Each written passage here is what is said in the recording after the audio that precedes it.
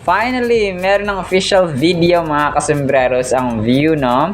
Tapos sa post ni Alden, kumain ka na, sabi dito ni Alden. Tapos confirmed ang ganap ni Alden today, ha?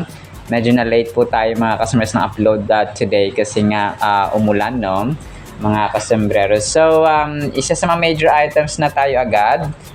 Confirmed ang ganap ni Alden today kasi sa isang vlog natin kanina, ay akala ko pumunta siya dun sa Marikina, no, for Independence Day Bike Fest mga kasembreros sa Kalumpang. So ngayon pala ay nagbike sila kasama ang kanyang mga tropa pips mga kasembreros, no, as according dito sa kanyang post sa Instagram mga kasembreros. So kasama niya di nagpadila pa dito si Christopher Martin mga kasembreros. So kasama niya sina Tope at saka si Mitch Oliva mga kasembreros. So yung mga long time best friends niya ay kasama niya na nagbike mga kasembreros, no, kanina sa highway of course. So wala lang siyang nilagay na lugar pero picture and then video ang shinare dito mga kasembreros ni Christopher Martin at saka ni Alden. We made it out of the GC. Happy Independence Day, sabi dito ng isa sa mga captions, no, ni Tupi mga kasembreros at saka ni Alden sa kanilang post na ito. So sa video naman ay of course, no, tatlo lang yata sila, no, na nagbibisikleta mga kasembreros habang may nagvi-video sa kanila. Hindi ko lang alam kung ang nag-video sa kanila ay kaibigan nila or taga doon mga kasembreros na random fan na kilala sila, no? Pero palagay ko kasi hindi na siya sumunod, no? Siguro random fan na kilala sila mga kasembreros. So maraming salamat. Pero in-upload din ni Alden So palagay ko ay camera o videographer nila mga kasembreros, no? Nina Phenomenal Box Office ni Ma'am Kim. Tapos nag-recall si Ma'am Sharon Cuneta, no, June 12, 2023 itong kanyang ni-recall. Kasi nga ngayon ay June 12. So sabi niya dito ay my new movie is under Cineco Productions and direct from MCN and MNCN with a script by Mel Del Rosario, co-starring with my new movie son, the one and only Alden Richards. In photo are all of us in workshop facilitator. And girl with awesome pedigree, her mom is Direct Loris Guillen and her dad is the late Johnny Delgado, Ina Fileo. So thank you Lord for a great project, super excited. So na-recall ito, no, kasi June 12, 2023 mga kasembreros, no, dito ay sina Sharon Cuneta, Ina Fileo and yung director nila mga kasembreros. So yun po, no, talagang ito movie nanay, movie mother ito ni Alden, si megastar Sharon Cuneta mga kasembreros. So which is definitely parang itinuturing niya na anak, no, si Alden kasi nga walang biological mother na buhay si Alden mga kasembreros. So siya na lang. Tapos si Mama Ten pala nag-guest siya sa sa Itbulaga mga kasembreros kasi birthday nga ni Raisa May Dizon mga kasembreros. So ang cute ni Mama Ten dito kasi nag-outfit din siya. Yung character pa rin mga kasembreros na si Raisa. So nagulat talaga ako dito kasi syempre, no, ibang ito sa Viva Artist Agency na si Alden. Tapos matagal na hindi nag-eat bulaga si Alden, no, at saka si Mama Ten mga kasembreros. So mamaya ipi-play ko ito, may heartfelt message si Mama Ten mga kasembreros kay Raisa. So medyo naiiyak daw si Mama Ten, no. Na-miss daw talaga niyang Itbulaga, no, Dabarkads mga kasembreros kasi sa tagal-tagal ba naman na naging part, no, sila ni Alden ng Itbulaga ay nawalay din ng matagal kung kaya na-miss niya talaga, no, sobra ang Itbulaga mga kasembreros. Tapos, yun, isa sa mga major items natin finally, may video na po ang Love Siargao, yung teaser ni Nakara and Jao, mga kasembreros. So, dito ay sabi ni, parang may may voice over no? Lahat tayo ay naghahanap ng magic, especially sa love. Sabi niya, kaya lang is still love worth fighting for kung wala ng magic, sabi niya. Tapos parang hinahanap niya dito si si Kara or si Nadine, mga kasembreros. So, parang may question sa kanya dito, what is it about Siargao that made you stay? Sabi dito, mga kasembreros, kay Nadine naman ito. So, nagkaroon doon ng kalmadong or peaceful dito sa Islam.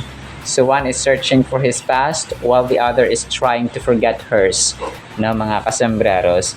So, tapos, pala, ang cute pala, kasi si Kim Jisoo, yung parang co-owner siya ng resort na pinag-stayhan niya Jao dito, si Hanbin. My name is Hanbin, mga kasembreros. So, tapos, si Nadine naman ay may binigyan na bulaklak, sabi niya, parang inutusan niya na ibigay ito kaya yung flowers kay Kailin, mga kasembreros. So, sabi niya, wag mo kung tinutukso. Sabi niya, I'm your boss, no? Bossing pala dito si bossing pala ni dito si Kim Jisoo. Tapos si Alden naman dito si Migaw, no? Siargao, ibalik mo na siya sa akin, sabi niya dito, please. Sabi niya ganon. So, Marajao nabuntag, sabi niya, okay. Si Kim Jisoo natuto rin siya ng Siargao noon dito, no? So, parang humingi siya ng tulong dito kay Alden. Okay, si Alden humingi ng tulong kay Kim Jisoo na makahanap ng best tour guide sa General Luna, mga kasembreros. So, in search of what they have lost, sabi niya dito, mga kasembreros. So, parang Jao, sabi ni Kim Jisoo, she's here, sabi niya, yung tour guide, mga kasembreros. So, Jao, sabi niya, parang parang pinutol pa nila, na sabi ni Nadine, is this a tour or she's my long-term girlfriend and soon to be fiancé?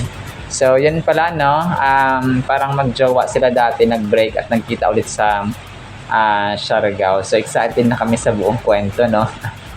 Mga kasembreros and mga kasinatik. So, mamaya pa-play ko ito, no? Kung hindi tayo makaka-copyright, mga kasus. Tapos, isa sa mga major items natin, so, post ni Alden, kumain ka na? Sabi nga. So, sabi dito, I post ito ng, nung nag-script reading sila ng, sa View Philippines, mga kasembreros, no? Tapos, ay, sabi niya dito, para siyang si Jose Rizal daw. Sabi niya, Jose Rizal drafting and redrafting a letter that simply says, kumain ka na? Colorized, no? Sabi niya dito, mga kasembreros. So, para daw siyang si Jose Rizal, no? Si Alden. Kasi nga mayroon din siyang parang salamin dito, no? Tapos, nagsusulat daw siya. Drafting and redrafting, no? A letter that simply says, kumain ka na. So, parang lang siya, parang pampagood vibes ng View Philippines, mga kasembreros, no? Itong pinost nila sa kanilang poster, mga kasembreros. Tapos, ang White Flower Philippines pala, nag-post din kanina 4 hours ago. Ipagdiwang ang iyong kalayaan at pure relief mula sa hilo, headache, muscle pain at colds due to everyday stress. Happy Independence Day mula sa White Flower. So, yun po, no? Bumati rin sila ng Independence Day, mga kasembreros. Tapos, yung kanyang Ribisco Crackers, nag-post din pala, mga kasembreros, no? 6 hours ago naman ito. Mula noon hanggang ngayon, pasobra ang Pinoy. Ipinagdiriwang natin ang kalayaang ipinaglaban ng mga pasobrang Pilipino. Happy Independence Day, no? For the laban, sabi dito ng Ribisco Crackers naman, mga kasembreros. So, for the laban nga talaga. Ito, sobrang cute ng ginawa ng isang fan dito. Parang kinumot-kumot, na parang pinisil-pisil. Parang something na yung mukha ni Alden dito, mga kasembreros. Para siyang sobrang sticky na parang hindi naman siya clay, no? Ang nag-post nito ay si Lexan 250. So ito siya mga kasambreros na parang ano siya, laruan lang pero bumalik din sa dating shape mga kasambreros, no? Ang itsura ni Alden. Hindi ko lang kung tripping niya dito. Nanggigil yata siya sa mukha, no, ni Phenomenal Box Office Cinema ang King. So kung kaya ay na-post niya ito mga kasambreros. Tapos si Kat naman, nag-post din dito ang kanyang isang admin, no? Forever free to play in love. Yung Nutri-Chunks naman ito ni Kat mga kasambreros. So hindi, parang hindi siya ano, no? Pero bagong post din. Parang hindi siya Independence Day greeting, pero parang gano'n na rin siguro mga kasambreros. So talagang ano, nakakatuwa lang. Tapos, yun. Ang tanong dito ni Jason Star 3 hours ago. Ang daming reactions, so 148. Sabi niya, gusto niya ba ikasal ang Kat din? So, paano ikakasal kung may asumot na Mayor Mark Alcala? Jason, kailangan yun muna yung tanggalin natin. Hindi, joke lang po mga kasi talagang bitter, no? Kay Mayor Mark Alcala. Tapos si Kat naman, ay may pinost dito, no, sina Tita Lulu Romero mga kasambreros dun sa shoot naman ito ni Kat mga kasambreros, no, sa Someone Someday na parang promotion. So parang bahagi pa ito ng video kahapon na pinost natin na kung saan ay gumagawa na ng promo shoot mga kasambreros ang cast ng Someone Someday. So dito sina Tita Lulu Romero ay parang nag-arrange sila ng mga damit mga kasambreros, no, na kung saan ay gagamitin siguro ng cast nina Kat mga kasambreros. Tapos ito parang na-compare nila yung recent na mga tandems mga kasambreros, no, sina Alden at Nadine, Joshua at Ivana, tapos si Enrique Hill at saka si Andra Brillantes. Tapos si James Reid at saka si Catherine Bernardo nga mga kasambreros. So parang survey lang nila, no, mga kasambreros. So hindi, kumapa nasa screen lang sila, no, or parang sa pelikula lang sila mga kasambreros nagkakatandem, but not in real life, no, or sa totoong buhay of course, mga kasambreros and mga Kathnatics. Tapos yung ano pala, yung local government ng SM City Cares sa Marikina ay nag-post sila nung Happy World Bike Day, no, mga kasambreros. So sariling ano nila ito, sariling kopya nila ng kanilang nung biking day nga mga kasambreros. So yun, parang June 2 no yata, no, hindi ako nagkakamali mga kasambreros. So June 6 ito. Tapos dito of course ay binigyan ng chance si Alden na magsalita, no, na kung saan ay natutuwa nga siya na lumalaki na ang biking community or cycling community sa Pilipinas mga kasambreros. So mamaya pa-play ko to, no, para mapakinggan nyo rin po, no, mga kasambreros and mga Kathnatics. Tapos parang narinig ko na parang may event yata ang A-team community ni Alden. Pero parang wala pang gaanong details, no, mga kasus. Parang summer outing nila, no, sa or parang ano yun, parang accounting lang pala, no, yung nakita ko mga kasambreros na kanilang pinost sa kanilang social media accounts sa Facebook. Tapos last item natin, no, ang cute ng ginawa ng isang fan dito. Si Alden naging basketballista, no, Kat din.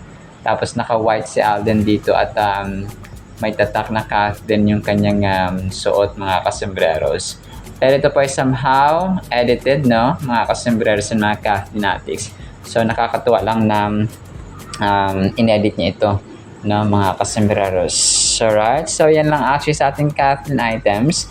I-play ko po itong kay Mama Ten and then itong kay Alden mga kasambreros, no. And then, pahinga natin ang salita ng Panginoon na sobrang mahalaga sa ating buhay. Isang pinagpalang araw po ha sa bawat isa.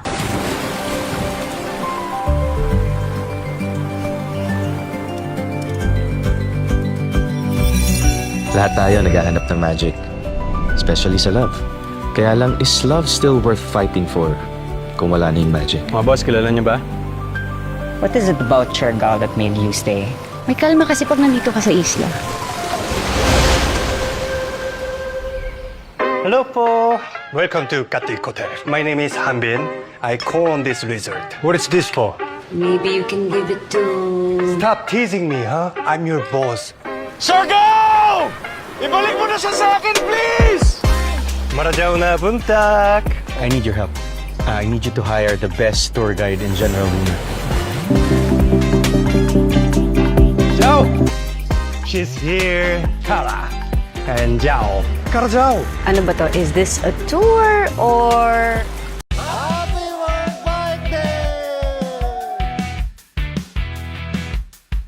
Happy World Bicycle Day. Marikina City has long been known for its cycling culture and for showing how communities can become more bike-friendly when there is real commitment, partnership, and care. Cycling is for everybody. Nakakatuwa lang na slowly palaki ng palaki yung cycling community dito sa Pilipinas. Isa yung cycling sa tinitreat ko na outlet ko for mental health and at the same time para refresher ba. Bago lang ako natutong magbike. Kung kailan 57 years old na ako, talagang nag-practice akong matutong magbike. Nakakatulong sa akin ang pagbabike. Hindi lang sa health, yung bang masaya ako pag nagbabike ako. It was a great experience, no? Kasi actually first time namin makita yung bike lane ng Marikina. Maayos siya. Then nakaka-curious na next time kahit kami lang, iikutan namin siya. Hopefully ma-adapt siya ng ibang lugar. Ang cycling, isa sa pinakamaganda kasi for controlling mental health. At the same time, yung physical body mo, nakakapaglabas ng good hormone kasi yon. At the same time, nakakatulong din tayo ma-minimize yung pollution sa paligid. Sana marami pa pong mag-bike at the same time, ma-enjoy yung cycling and sana naman magkaroon kami ng safe road para lahat kaming mga cyclists ma-enjoy ang benefits of cycling. Sobrang relatable po ng ating Word of God mga kasambres. Ang title natin ay Pagsubok sa Puso. Proverbs chapter 17 verse 3, "The melting pot is for silver and the hot fire is for gold, but the Lord tests hearts." So ito siya mga kasambreros, no? Ay may pagsubok, no? Or sinusubok pala yung ating puso mga kasambreros. Ito po ay particular sa mga ano din, no? Let's say sabi dito kasi di ba, silver tapos ginto, no? Speaks about wealth or kayamanan. So, alam niyo po, kapag mayaman tayo, sinusubok din po ang ating puso, no? Sinusubok din po ang ating character, mga kasembreros. So, ang ano dito is, what if meron kang mga ginto, meron kang kayamanan, mayaman ka, you have an influence sa society, you have a position in the society. So, how do you use those wealth or position or dito, yung kayamanan, mga kasembreros, ang iyong property, paano mo gamitin ang iyong mga milyones or ang iyong mga libo-libong pera, mga kasembreros na sobra-sobra or maapaw sa iyong let's say sa iyong bank accounts or sa iyong kaban in general, mga kasembreros. So test yun, no? Kumbaga kasi lahat tayo ay i-evaluate ng Panginoon. Kung binigyan tayo ng asawa, anak, kapatid, pamangkin or so on, paano natin sila tinrato? Okay? We are all stewards, mga kasembreros, kung tagapangalaga tayo. So, isa ito sa dapat na malaman ng tao na yung ating buhay sa mundong ito ay stewardship. Okay? At tayo po ay katiwala lamang ng ating asawa, kahit nasa sabihin na, mahal na mahal ko ang asawa ko, mahal na mahal ko ang kapatid ko, or kung sino man dyan, or yung jowa mo, or kung sino man dyan, our family, lahat ng meron tayo, material man or hindi material na bagay, kasi pag sabi natin material, ito yung ating mga cellphone, di ba? Iniingatan natin yung ating mga cellphone, yung ating mga gamit, yung ating mga basta, no? Lahat ng material things, mga kasembreros, syempre katiwala tayo. Pag nawala yan, hahanapin natin, no? So, ganun siya, because we are accountable of our belongings. So, ganun din po yung tao, okay? Responsible tayo sa, accountable tayo, mga kasembreros, sa ating asawa, sa ating anak, sa ating kapatid, mga kasembreros. No, kung kunwari nawala yung asawa mo, so syempre accountable ka, no? Hahanapin mo, kung talaga mag-figure out mo, bakit di pa umuwi or so on, mga kasembreros. So kapatid mo, asawa mo, so as human beings, mga kasembreros, talagang tayo po ay accountable. Kasi nga steward tayo, mga kasembreros. Ipinagkatiwala sa atin ng Diyos ang mga bagay at ang hindi mga bagay na kagaya na yung mga tao, no, sa buhay natin, mga kasembreros. So sila yung mga immaterial things. Okay, yung mga hindi sila material, but tao sila mga kasembreros na nagiging parte ng ating human existence sa mundong ito, because ang buhay natin ay relational kasi no, isa sa mga aspects natin ang relationship mga kasembreros, kasi nga hindi naman tayo sumulpot na sa mundong ito na parang kabuti mga kasembreros na kung pa wala tayong nanay, walang tatay, no, parang gano'n. Tayo po ay may parents talaga, no, mga kasembreros. So definitely, kasi nga ano tayo, we're the most special human being, we're the most special creation of God mga kasembreros. So kung kaya pass toward tayo, okay? Katiwala tayo mga kas. Dapat maunawaan natin yon na isa yun sa mga purposes natin sa mundong ito. Kasi ang mga tao, pwera nila sa mga mababait sa kanilang asawa or sa anak, sa kapatid or magulang or so on, parang kunwari nag-asawa sila, tapos hindi pala nag-click, tapos maghahanap na naman sila ng panibagong partner. So parang isa na dun yung, syempre, hindi nila respeto ang kasal or ang pag-aasawa. So dapat pag nag-asawa, dapat magpapakasal, no? Talagang legal legal siya sa tao at saka sa Diyos mga kasembreros. So maaring sa tao, okay lang na hindi kayo kinakasal, pero ngayon talagang stricto na rin, no? Kailangan na ng marriage contract mga kasembreros ng mga may mga anak, no? Kunwari grade 1, grade 2 at saka malaki na yung anak mo. So dapat ay kasado, no, yung mga magulang, which is definitely tama naman yun mga kasembreros, kasi nga ang Diyos natin ay talagang may mataas na requirement, no? Kailangan igalang ang pag-aasawa or ang pagpapakasal or ang marriage mga kasembreros. So para dito ay sinabi ni Aring Solomon dito na napakasimple, no, yung statement na ito mga kasembreros. So about metals, kasi sinabi niya dito silver and gold, but it holds profound significance. Okay? Kailangang may matutunan tayo dito mga kasembreros sa verse na ito. In ancient times, people would refine metals to separate the pure from the impure. Gold and silver are precious materials that require intense heat to bring out their best qualities.